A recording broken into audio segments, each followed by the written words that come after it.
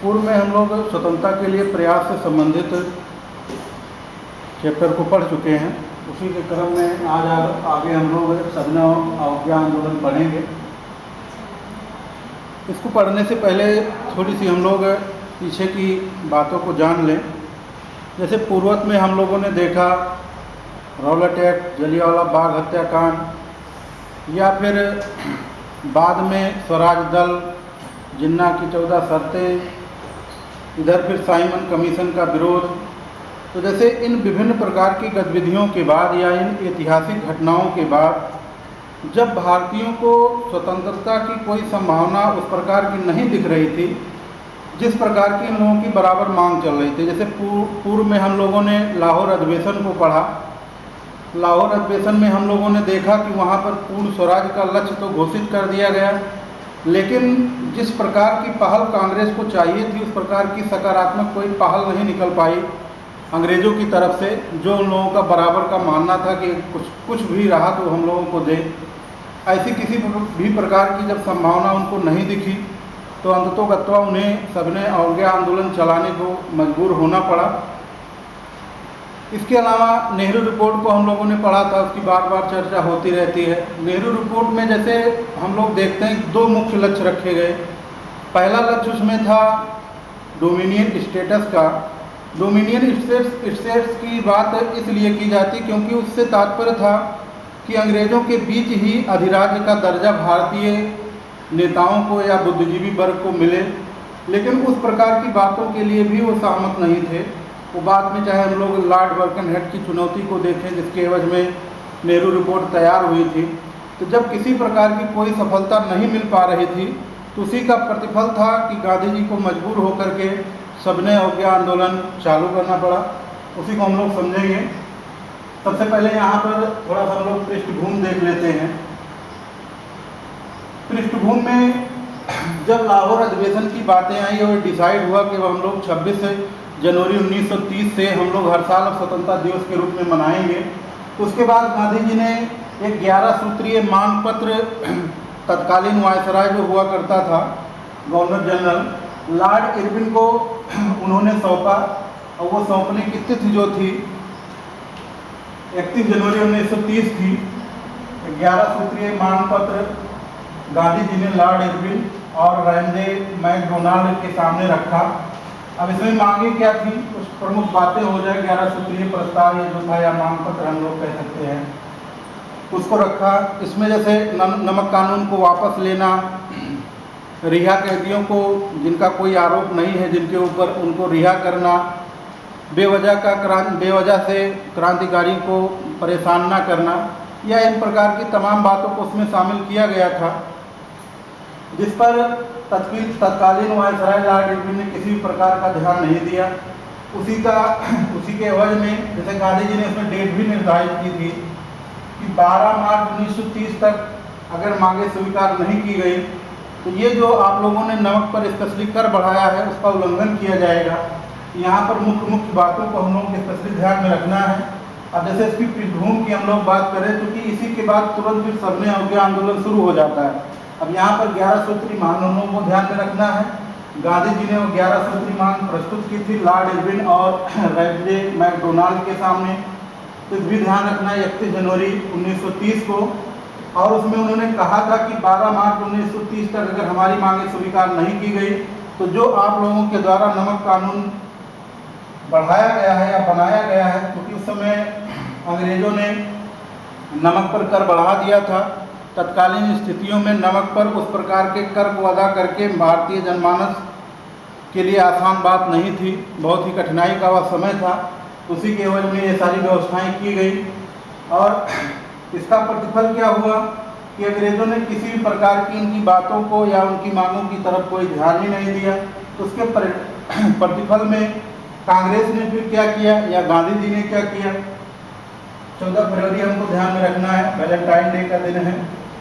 14 फरवरी 1930 को साबरमती आश्रम में, इसको ध्यान में रखना है, कांग्रेस की बैठक हुई जिसमें गांधी जी के नेतृत्व में यह निर्णय लिया गया कि अब हम लोग सविनय अवज्ञा आंदोलन निश्चित रूप से चलाएंगे। अब उसमें जब ये निश्चय कर लिया गया कि अब हम लोगों को सबने अवज्ञा आंदोलन चलाना है। उसके बाद पुनः फिर एक बार गांधी जी लॉर्ड इरविन से मिले और पुनः उन्होंने कांग्रेस की पूर्वज की जो मांगें थी उसकी तरफ उसका ध्यान आकृष्ट कराया, लेकिन वहाँ पर भी इरविन ने उसको इग्नोर कर दिया। किसी प्रकार का कोई रिजल्ट या कोई क्रिया प्रतिक्रिया उसकी तरफ से नहीं हुई। तो उसी पे गांधी जी का एक कोटेशन है, तो ध्यान में रखना है हमको। उन्होंने कहा कि कांग्रेस ने रोटी की मांग की थी और उन्हें पत्थर मिला। कांग्रेस ने रोटी की मांग की थी और उसे पत्थर मिला। अब चूंकि ये वक्तव्य गांधी जी के निकले क्यों थे? सबसे पहले यहाँ पर उन्होंने शुरुआत में ही 11 सूत्रीय मांग रखी। उसको तत्कालीन वायसराय या भारत सचिव जो था, किसी ने भी कोई रिस्पांस नहीं दिया। उसके बाद उन्होंने निश्चित तय सीमा भी बता दी थी कि 12 मार्च 1930 तक आपको इस पर कोई ना कोई एक्शन लेना है, लेकिन सरकार भारतीय आंदोलनकारियों या कहिए स्वतंत्रता संग्राम सेनानियों के प्रति किसी भी प्रकार से गंभीर नहीं थी। उसी के एवज में इन लोगों ने भी सबने अवज्ञा आंदोलन चलाने का निश्चय कर लिया।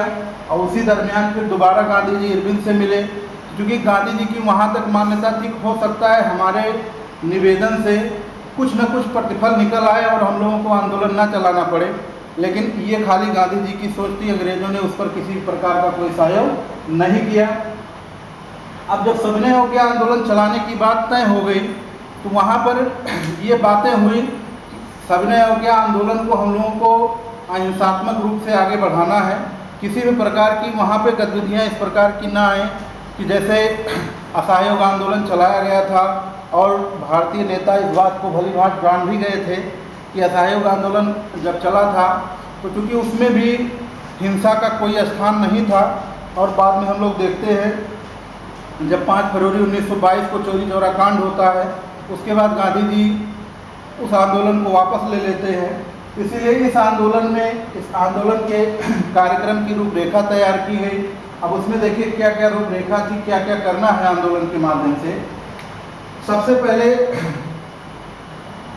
जो नमक कानून था, कहने का मतलब अंग्रेजों द्वारा जो नमक पर कर बढ़ाया गया था उसका उल्लंघन करना है। और उन्होंने कहा कि सभी लोगों को नमक बनाना है, क्योंकि जब आप नमक बनाएंगे तो वही नमक बनाना ही मान के चलिए अंग्रेजों के विरुद्ध उल्लंघन का कार्य होगा या अंग्रेजी कानून के विरुद्ध कार्य होगा। दूसरी बात इसमें तय की गई, कार्यक्रम के तहत जितनी भी सरकारी सेवाएं हैं, अदालतें हैं, शिक्षा केंद्र हैं और उपाधियां हैं, जितने भी भारतीय लोग उसको स्वीकार कर रहे हैं या इन सेवाओं में हैं, उन सारी चीज़ों का विरोध किया जाए, यानी बहिष्कार किया जाए। दूसरा लक्ष्य इसमें कार्यक्रम में ये रखा गया। तीसरी चीज़ इसमें तय की गई कि जो महिलाएं हैं उनका आंदोलन में क्या रोल रहेगा, वो शराब की दुकान पर जाएं, अफीम की दुकान पर जाएं और जितने भी विदेशी कपड़ों की दुकान है वहाँ पर धरना दें। इस आंदोलन के दूसरे कार्यक्रम का टारगेट ये बनाया गया, महिलाओं के लिए निर्धारित किया गया कि शराब, अफीम और कपड़ों की दुकानों पर उनको धरना देना है। चौथे पॉइंट पर आते हैं, इसमें तय किया गया कि समस्त विदेशी वस्तुएं जितनी भी भारत में निर्मित नहीं है बल्कि अंग्रेज अपने यहाँ से बनाकर लाकर भारत में बेच रहे हैं, उनका बहिष्कार कर उनको जला दिया जाए। और अंतिम बिंदु निर्धारित किया गया कि किसी भी प्रकार से कर अदायगी को रोका जाए, कि जो भी इन्होंने टैक्स भारतीय लोगों पर लगाया है या जबरन उसको थोपा गया है उसको रोक दिया जाए। तो इन्हीं विस्तृत या कहिए अल्प या सूक्ष्म कार्यक्रम की रूपरेखा के साथ सबने अवज्ञा आंदोलन प्रारंभ हुआ। प्रारंभ कहाँ से माना जाता है? तो बहुत ही ऐतिहासिक और फेमस घटना है दांडी यात्रा। दांडी यात्रा में क्या क्या बातें स्पेशली ध्यान में रखना है। अब जैसे दांडी मार्च 12 मार्च 1930 से शुरू हुआ। गांधी जी अपने साबरमती आश्रम से 78 स्वयं सेवकों या अनुयायियों के साथ साबरमती से 358 किलोमीटर दूर स्थित था दांडी, गुजरात में पड़ता है, दांडी के लिए प्रस्थान किया। प्रस्थान करने के बाद लगातार 24 दिनों की यात्रा के बाद 6 अप्रैल 1930 को गांधी जी दांडी पहुंचकर और वहां पर उन्होंने नमक बनाकर इस कानून का उल्लंघन किया या नमक कानून को तोड़ा। तो इस दांडी यात्रा को हम लोगों को स्पेशली ध्यान रखना है। सबने अवज्ञा आंदोलन का सूत्रपात यहीं से माना जाता है या इस आंदोलन की शुरुआत यहीं से मानी जाती है कि जब गांधी जी 12 मार्च 1930 को अपने 78 स्वयं सेवकों के साथ साबरमती आश्रम से 358 किलोमीटर दूर स्थित दांडी पहुंचकर और 6 अप्रैल 1930 को उन्होंने नमक कानून तोड़ा या नमक बनाकर कानून तोड़ा। अब जैसे यहाँ पर गांधी जी ने जब इसका शुभारंभ कर दिया तो भारत के अन्य भागों में इस आंदोलन की स्थिति क्या रही, किस प्रकार का नेतृत्व रहा, उसको हम लोग देखते हैं। दक्षिण भारत में हम लोग जाएं तो राजगोपालाचारी ने तिरुचनापल्ली से वेदारण्यम की यात्रा की और नमक कानून तोड़ा। अब यहाँ पे इस बिंदु को हम लोगों को इस पॉइंट को ध्यान में रखना है कि राजगोपालाचारी ने तिरुचनापल्ली से वेदारण्यम की यात्रा की और जैसे गांधी जी ने साबरमती आश्रम से दांडी की यात्रा की थी, इन्होंने तिरुचनापल्ली से वेदारण्यम की यात्रा की और नमक कानून तोड़ा। असम में हम लोग जाएं तो वहाँ के लोगों ने सिलाहट से नोआखली की यात्रा की और नमक कानून तोड़ा गया। अब इन बिंदुओं को हम लोगों को ध्यान में रखना है। जो दक्षिण भारत की बात की जाए तो राजगोपालाचारी तिरुचनापल्ली से वेदारण्यम की यात्रा, असम में जाएं तो वहाँ पर सिलाहट से नोआखली हम लोगों को ध्यान में रखना है। वहाँ पे एक लोगों का समूह था, उन्होंने इस प्रकार की यात्रा की और नमक कानून को तोड़ने का कार्य किया या आंदोलन में सहयोग किया। वाय काम सत्याग्रह, इसके जो भी नेता थे उसमें 2 लोग प्रमुख हैं, एक हैं के केलप्पन और दूसरे हैं टी.के. माधवन। इन्होंने भी कालीकट से पयन्नूर की यात्रा की और नमक कानून को तोड़ा या सबने योग्य आंदोलन में पार्टिसिपेट किया। तो असम के लोगों में हमें सिलाहट और नोआखली की यात्रा ध्यान में रखना है। वायकाम सत्याग्रह के नेताओं में के केलप्पन और टी.के. माधवन को ध्यान में रखना है, जिन्होंने कालीकट से पयन्नूर तक की यात्रा की। अब आए हम लोग उत्तर पश्चिम सीमा प्रांत में। यहाँ पे बहुत सारे क्वेश्चन बनते हैं।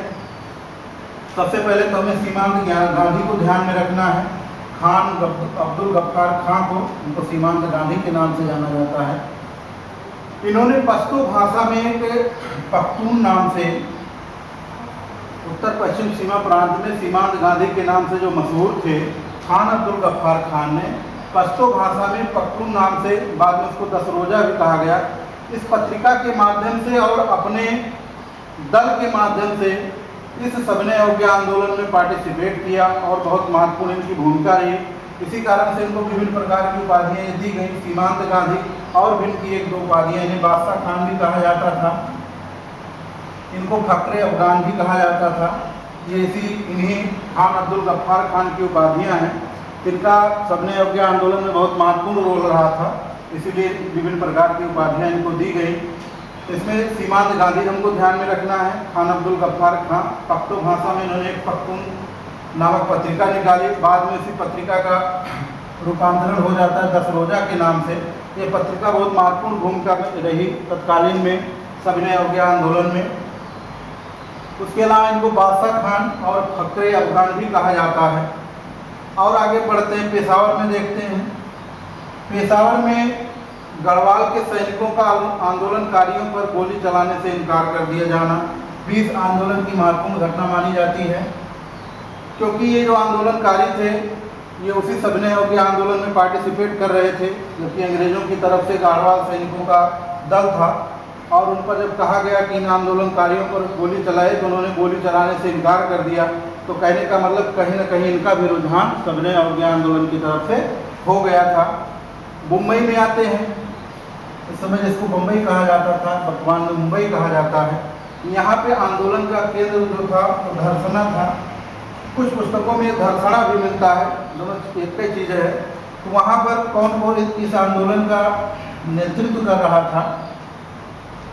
सरोजिनी नायडू थी, इमाम साहब थे, मणिलाल थे, जिनके नेतृत्व में कहा जाता है 25,000 सेवक थे। और इन लोगों ने वहाँ पर धरसना नमक गोदाम कहा जाता है था, उसी नमक गोदाम पर ये लोग धावा बोलने जा रहे थे। और धावा बोलने से पहले ही इनको खूब लाठियों से पीटा गया। अभी जैसे हम लोग यहाँ दांडी मार्च पढ़ रहे थे 78 अन्याय, जिसमें एक अमेरिकी पत्रकार वेब मिलर भी था, उसकी काफ़ी चर्चा होती है। तो वेब मिलर जो था वो इस धरसना लाठी कांड में मान चलिए चश्मदीद था। तो उसने इसके बारे में कहा, धर्षणा आंदोलन के बारे में, कि संवाददाता के रूप में मैंने पिछले 18 वर्ष में असंख्य नागरिक विद्रोह देखे हैं, दंगे देखे, गली कूचों में मारकाट देखे, लेकिन जैसे धर्षणा में भयानक विद्रोह हुआ या जिस प्रकार का धर्षणा में भयानक दृश्य मैंने देखा, उस प्रकार से जीवन में कहीं और किसी प्रकार का मैंने दृश्य नहीं देखा। तो जैसे मिलर का जो चश्मदीद वहाँ पर था, इस प्रकार के वक्तव्यों से हम लोग अनुमान लगा सकते हैं कि किस प्रकार से क्रूरतम व्यवहार वहाँ पर अंग्रेज़ों द्वारा भारतीयों के साथ किया गया। और भी इसमें घटनाएं कुछ होती हैं, जैसे बिहार में कर ना अदायगी का आंदोलन चलाया गया। सबने अवज्ञा आंदोलन के माध्यम से ही बिहार में कर ना अदायगी करने की, हम लोग कर नहीं अदा करेंगे, इस प्रकार से आंदोलन चलाया गया। उसके अलावा बिहार के सारण, मुंगेर, भागलपुर विभिन्न जिलों में चौकीदारी कर ना अदा करने का आंदोलन चलाया गया। मुंगेर के बहरी नामक स्थान पर सरकार का शासन भी कुछ समय के लिए समाप्त हो गया था। इसके अलावा मध्य प्रांत, महाराष्ट्र और कर्नाटक में कड़े वन नियमों के विरुद्ध वन सत्याग्रह चलाया गया। सबने अवज्ञा आंदोलन के समय ही लड़कियों में माजेरी सेना तथा बच्चों ने बानर सेना का गठन किया था। तो इन सभी लोगों का महत्वपूर्ण योगदान था इस सबने अवज्ञा आंदोलन में, जिसके माध्यम से भारतीय स्वतंत्रता का मार्ग कुछ हद तक प्रशस्त हुआ। अब जो गांधी जी ने दांडी यात्रा की थी, उसके बारे में सुभाष चंद्र बोस के कुछ वक्तव्य हैं, उसको हम लोग देख लेते हैं।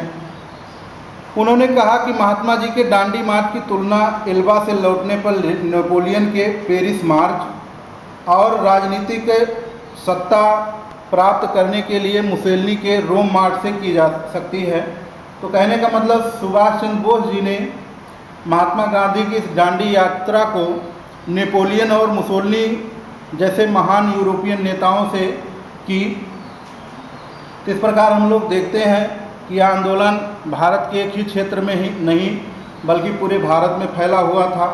सभी लोगों ने इस आंदोलन में सक्रिय रूप से भाग लिया। खास करके महिलाएं पर्दे से बाहर आकर सत्याग्रह में सक्रिय रूप से भाग लेती हैं। विदेशी कपड़ों को अनेक स्थानों पर जलाकर होलियां खेली गई। उसकी शराब की दुकानों पर धरना दिया गया। कृषकों ने कर अदायगी से इनकार कर दिया। तो कुल मिलाकर के सबने अवज्ञा आंदोलन जो था, भारत का पहला ऐसा आंदोलन था जिसमें हर प्रकार के लोगों ने बहुत ही महत्वपूर्ण भूमिका निभाई। और चाहे स्कूल कॉलेज की बात की जाए या चाहे जिसकी बात की जाए, सभी लोगों ने इसमें अपना अपना योगदान दिया। लेकिन इस आंदोलन की इन नीतियों की वजह से ब्रिटिश सरकार जो थी पूरी तरीके से झल्ला गई और 5 मई 1930 को गांधी जी को गिरफ्तार कर लिया गया। और आंदोलन की प्रचंडता का एहसास कर तत्कालीन वायसराय लॉर्ड इरविन ने गांधी जी से समझौता करना चाहा। तो कहने का मतलब यह आंदोलन इतना व्यापक हो गया था कि ब्रिटिश सरकार भी इस आंदोलन से एकदम मान के चलिए परेशान हो चुकी थी और वह चाह रही थी कोई समझौता या कोई इस प्रकार की बातें हो जाए जिससे इस आंदोलन पर विराम लगे। क्योंकि इसके पहले गांधी जी ने लगातार तत्कालीन वायसराय लॉर्ड इरविन से संपर्क बनाया, 2 बार उससे मिले, लेकिन किसी भी प्रकार से उनसे कोई निष्कर्ष या कोई हल उसका नहीं निकल पाया।